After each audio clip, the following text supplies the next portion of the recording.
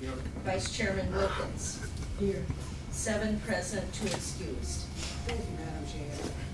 What is your pleasure on item number 5, approval of the agenda? Motion to approve. With the amendment. Yes. Support. Is there any discussion? Hearing none, all in favor signify by saying aye. Aye. All opposed? And the motion is carried. What is your pleasure on approval of the minutes of March 26, 2013? So moved. Second. Is there any discussion on the motion? Hearing none, all in favor signify by saying yes. Yes. All opposed, say no. The motion is carried. Is there anyone in the audience who wishes to be heard on an agenda item? Please come forth and give us your name, please.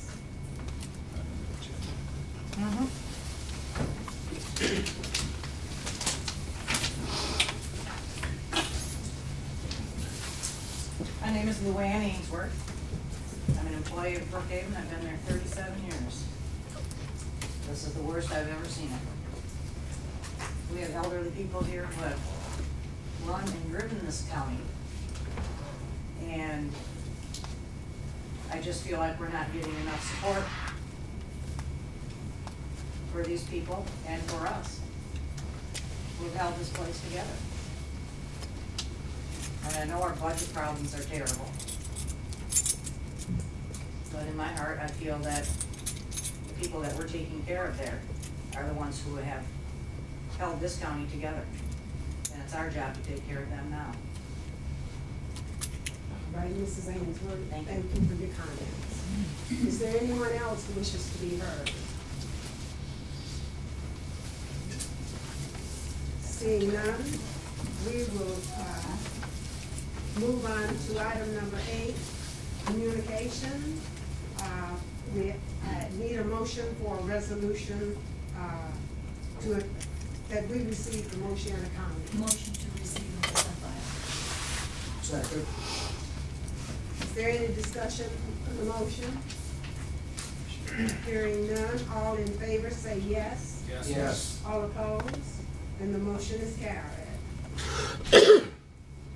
We'll move on to committee board reports. We'll take courts and public safety. Thank you, Madam Chairman. The Courts and Public Safety met on April 2nd, 2013. It was recommended, and I move CPS 13/04-11 through 15. Second. Is there any discussion on the motion? Roll call, please. Commissioner Derasinski. Yes. Commissioner Engel. Yes. Commissioner Hughes. Yes. Commissioner Sable. Yes. Commissioner Skolnick. Yes. Commissioner Cross. Yes. Chairman Wilkins. Yes. 7 yes. The motion is carried. Thank you. Thank you, Madam Chairman. That concludes my report. Thank you, Commissioner Cross. We'll move on to human resources.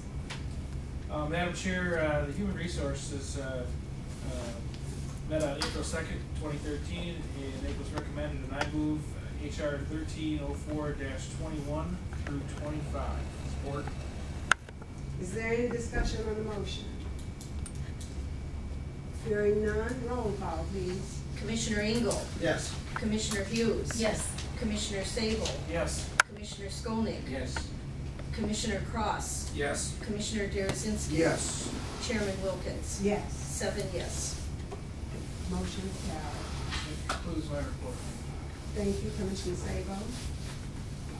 We'll move on to Ways and Means Committee. Madam Chair, the Ways and Means Committee met on April 4, 2013. It was recommended, and I moved WM 1304, 26, 27, and 28. Second. Is there any discussion on the motion?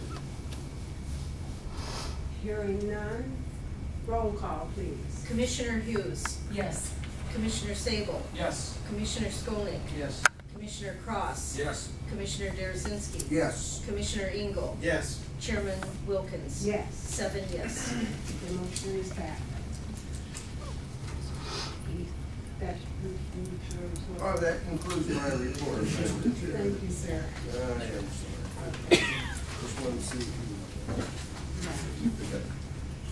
now we'll move on, to the chairman's report. And I have the opportunity at this time to reappoint Mr. Randy Hoffmeyer to the Muskegon County Jury Commission. And that's an appointment from 5/1/13 through 4/13/19. What is your pleasure? Support. Second. Who made the motion? Commissioner Sabo, seconded by Commissioner Hughes. Thank Roll call, please. you. Commissioner Sable. Yes. Commissioner Skolnick. Yes. Commissioner Cross. Yes. Commissioner Derasinski. Yes. Commissioner Engel. Yes. Commissioner Hughes. Yes. Chairman Wilkins. Yes. 7 yes. The motion is carried.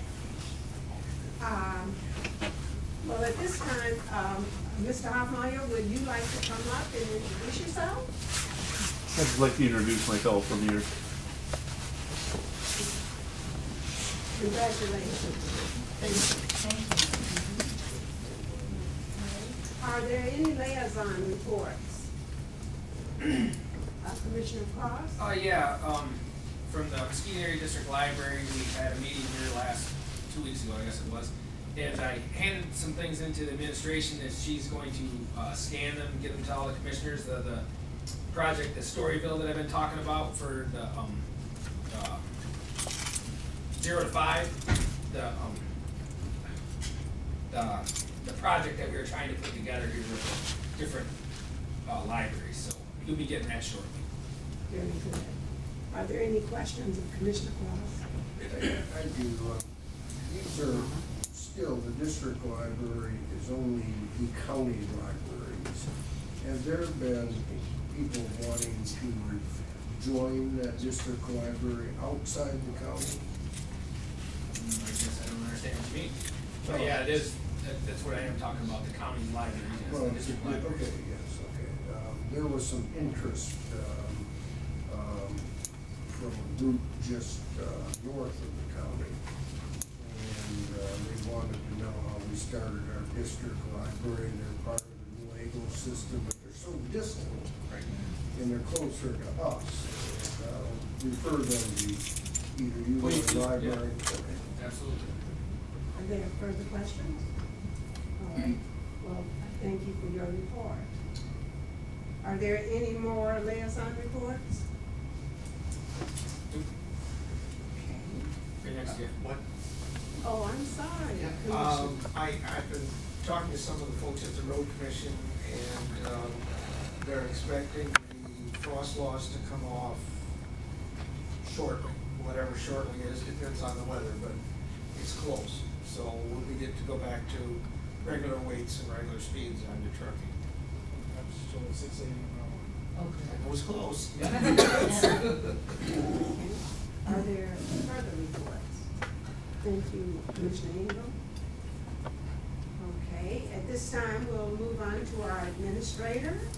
Thank you, Madam Chair and County Board of Commissioners. I present to you for your consideration the Muskegon County Purchasing Department to competitively solicit bids for food service at various county facilities. Second. Is there any discussion on the motion? Hearing none. Yes. When was the last time you did this? There was a year, the school lunch program requires us to do annual bids. School lunch. The juvenile transition center does. Are there further questions? Roll call, please. Commissioner Sable. Yes. Commissioner Skolnick. Yes. Commissioner Cross. Yes. Commissioner Derasinski. Yes. Commissioner Engel. Yes. Commissioner Hughes. Yes. Chairman Wilkins. Yes. 7 yes. The motion is carried. Thank you, Madam Chair and County Board of Commissioners. I present to you for your consideration the amended motion that is at your places to authorize Brookhaven Management to eliminate unfunded, funded, and vacant budget positions. So moved. Second. Is there any discussion on the motion? Commissioner Cross? Are all these positions, vacant Yes, positions? they are, yes, So they are. there's no job loss by any means. No, not at this time. Thanks. Are there further questions? Is this gonna save us any money right now?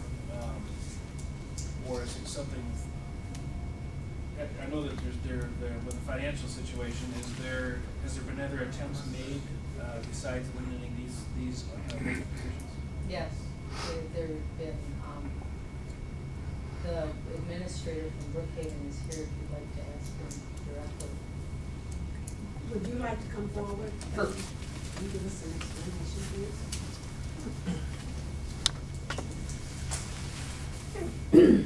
My name is Martin Rosenfeld, and I'm the administrator of Brookhaven. And welcome any questions that the commissioners have. On these, my question is, the administrator Hammersley just said these are vacant positions, but, I mean, if I mean, look at the audience, there must be some sort of concern that, I mean, otherwise they wouldn't be here, so something must be going on. Well, yes, sir, there's a great deal of concern about a lot of the changes because there's a lot of unknowns right now. We've been mandated by the board of Brookhaven, which is the DHS board, to reduce the size of Brookhaven because it's doubtful that it will ever reach its full 190 bed capacity again. And due to certain reimbursement formulas, it's better for us to reduce size, but we also have to reduce staff. And unfortunately, when you reduce staff, whether it's a vacant position that you can't fill in the future without coming back to the board, or it's a position that you have to lay somebody off for, we've tried to avoid laying people off and try to select positions as judiciously as possible that would have the least impact. The least impact is a relative term, obviously. I think my job as the administrator is I'm the advocate for the residents of Brookhaven. I'm also the CEO of a very fine group of employees who provide care on a daily basis and under very difficult circumstances to our residents, patients. We've got both. And I think that this very carefully worded motion is sufficient to begin the process of being a leaner facility and one that I think will ultimately overcome its financial problems. I work very closely with the county administration, county finance director. It is not easy, it's not pleasant. And we will hit speed bumps, but I think overall we will ultimately be able to overcome the financial difficulties that we have and ask the commission's understanding of what we do. And I think you have that. I think you all have been involved. You've heard me talk before, you've come and visited and understand that this facility was built by many of the people that are in there. They paid their taxes and are now taking advantage of that. And we are a facility that provides a very, very high level of care, especially now that we've begun to redefine ourselves a little bit, and we've added a lot of 101 beds now that are dedicated to dementia care, because that's one of the increasing illnesses that we are treating. Of the 101 beds, 67 approximately are secure, and that's where our biggest growth is. Unfortunately, those residents require a higher level of care or more care. So we're trying to very carefully balance how we staff and avoid layoffs when possible, because we are a provider. I think we're the second largest provider of jobs in the county after CMH. And I will tell you that our full-time equivalents have gone down from about 190 at the beginning of the year. We're down around 165 right now. So we've cut back quite a bit, and if we have to come back and say we need to reestablish positions because we're busier or we have a more intricate level of care, then we'll do that. But I think the county administrator has been very clear that we've got to work in a lot of different directions to overcome our financial problems, to try to become as budget neutral as possible to the commission. And I know that that hasn't happened for a while, but believe it or not, I think if there's any discussions later, we are making some strides towards budget neutrality, but it's not easy, and we will do the best we can. That's all I can tell you. And with a group of employees that we have that are as dedicated and as interested as ours are at all levels, I think that bodes well for the future of the facility and for that service that the county provides to a lot of its residents. I hope that answers your question, Mr. Sagal. How long have some of these positions been vacant? The ones at the top, probably about a year. The ones at the bottom,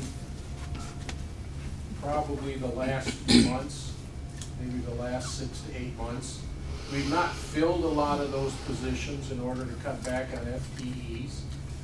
An FTE being one person, 7 days a week divided by 40. So a full-time equivalent for a 5-day-a-week position is one FTE. If it's a 7-day position, meaning we have to staff it 7 days a week, it's 1.4 FTEs. So to get to 165 FTEs, that's over 7 days in most cases. We have to schedule certain positions like our nurses 7 days a week, our nurse aides 7 days a week, dietary 7 days a week, housekeeping 7 days a week. So we're a 24/7 operation, which does create some staffing challenges, especially on the weekends. Many of these positions are called hourly positions, which form our call-ins. They're their on-call positions, to use parlance from a different kind of business. And with the changes, and we have to make any of our layoffs or any such changes based on hourly, part-time, and full-time. So the hourly positions are what make up many of those.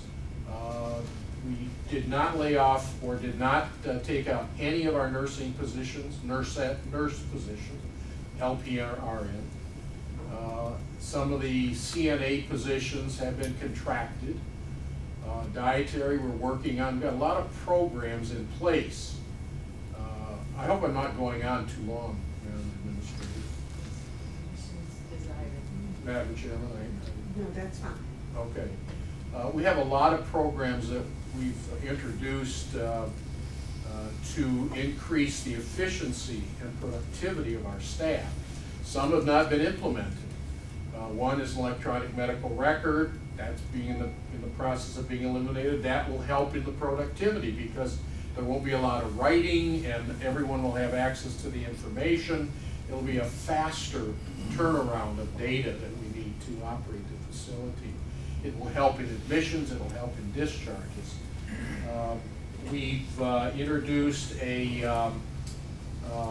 or we're looking at a new dining system. The dining service that we have now is very inefficient, very labor intensive, and the one that we're looking at is really more of the old-fashioned tray line and deliver the trays, but with better equipment. It'll take fewer staff to do it, and that's a way that we can cut back without affecting the quality of care.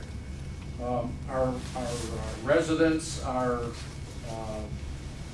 becoming more difficult. The case management is more difficult. The level of acuity, because nursing homes are becoming the recipient of residents being discharged from hospitals faster than they used to be, because in Muskegon County there's one system and consists of 3 hospitals. One is closed, the general. Ackley is in the process of being merged into Mercy. Ultimately, they may request a new facility, but it's going to be with far fewer beds, which means patients are going to get in and get out faster, and it's going to be facilities like ours that are going to get those residents that are at a higher level of acuity than we're becoming essentially a subacute hospital. And that's how we're evolving the facility. So we are trying to face every challenge that we can, trying to be a responsible and important part of Muskegon County, because I think we serve a very important role, and want the commissioners to know that we're going to do it to the best of our ability at all times. Mr. Roosevelt, we wanted to thank you and our administrator for working on this problem, because we realize that this is very difficult, but we will be working on it, and we want to thank you for what you do. Thank you, Chairman. I just have a question. Yes, Commissioner. Marty, Yes. there isn't, so eliminating these positions doesn't change the staffing at this point at all? Well, sure it does. It changes it. We meet the federal standards. That's the basis for the changes. And with the nursing department occupying probably 70% of the positions in the facility, we have hired an outside consultant called Pathway. This company was brought in because the county wanted to see if there were some alternative uses. It's a huge building. It's just enormous, 130,000 square feet, and because we've got the largest storage facility in the county where all the emergency supplies go if there was a disaster, and so it's a very, very big building, and there's a lot of work. It's almost 50 years old, very solid building.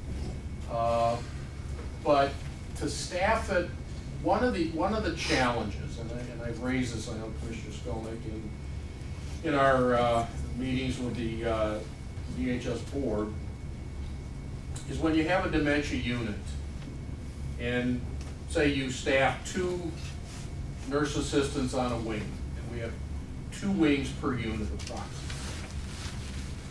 And, well, not approximately, we do. And if one of those CNAs has to attend to a patient in what's called a 1-to-1, because either the patient has fallen or they need special attention because of behavior, that resident takes that CNA out of the mix. So sometimes we have to bring one in from another unit if possible. Sometimes they work short.